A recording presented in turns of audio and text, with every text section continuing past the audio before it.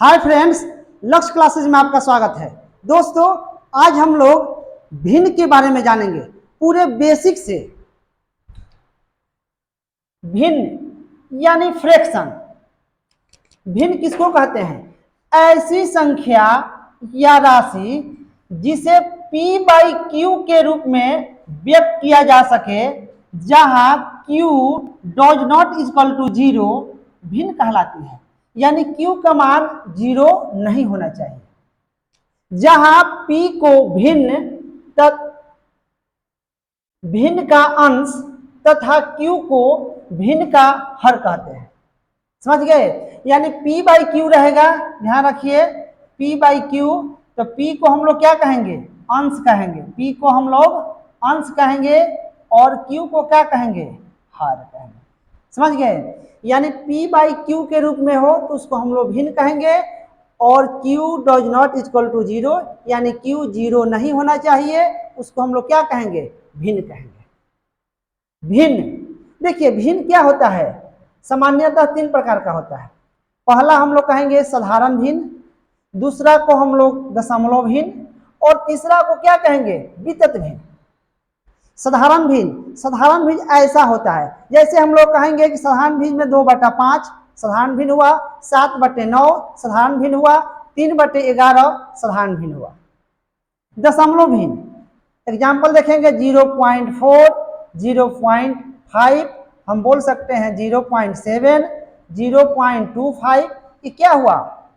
दशमलव भिन्न हुआ। ठीक।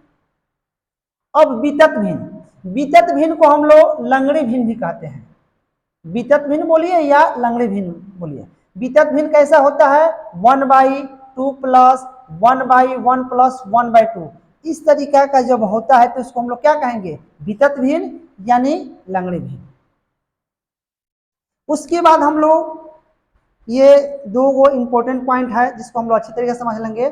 भिन्न को प्रतिशत में बदलने के लिए 100 से गुणा करके उसकी आगे प्रतिशत का चिन्ह लिख देते हैं। एग्जाम्पल के तौर पर हम देखेंगे 2/5 को प्रतिशत में बदले, यानी 2/5 को क्या करेंगे? हम लोग प्रतिशत मान लेंगे। देखिए क्या करेंगे? 2 हम लोग लिखेंगे 5 और गुने क्या करेंगे? यहाँ पर हम करेंगे 100। ठीक है, 100 से गुना काट देंगे यहाँ हम लोग, तो 20×5 = 100, यानी हम लिखेंगे 20 दूना 40, यानी हम 2/5 को क्या कहेंगे? 40%। ये मेरा आंसर हो जाएगा। ठीक है, अगला पॉइंट ध्यान देंगे, प्रतिशत को भिन्न में बदलने के लिए 100 से भाग दिया जाता है। कोई चीज प्रतिशत में दिया रहे तो उसको हम लोग भिन्न में बदलेंगे तो क्या करेंगे? 100 से भाग करेंगे। एग्जाम्पल देखिए, 15% को भिन्न में बदले, यानी 15% दिया है ना यहाँ पर आपको, तो क्या करेंगे? 15 क्या लिख देंगे? प्रतिशत को हटा देंगे, यहाँ लिख देंगे 100, तो काट देंगे तो 3×5 = 15 और 20/20 हो जाएगा, 20×5 = 100, यानी हो जाएगा 3/20। आपका क्या हो जाएगा? आंसर हो जाएगा। ठीक। अब देखिए कुछ इंपॉर्टेंट डेटा है ना, इस डेटा को हम लोग क्या करेंगे? याद कर लेंगे, जो हमारे परीक्षा के लिए बहुत इंपॉर्टेंट होगा और प्रश्नों को बनाने में भी काफी फायदेमंद साबित होगा। जैसे 16.2/3% को हम लोग 1/6 कहेंगे भिन्न के रूप में। 37.1/2% को हम लोग 3/8 कहेंगे।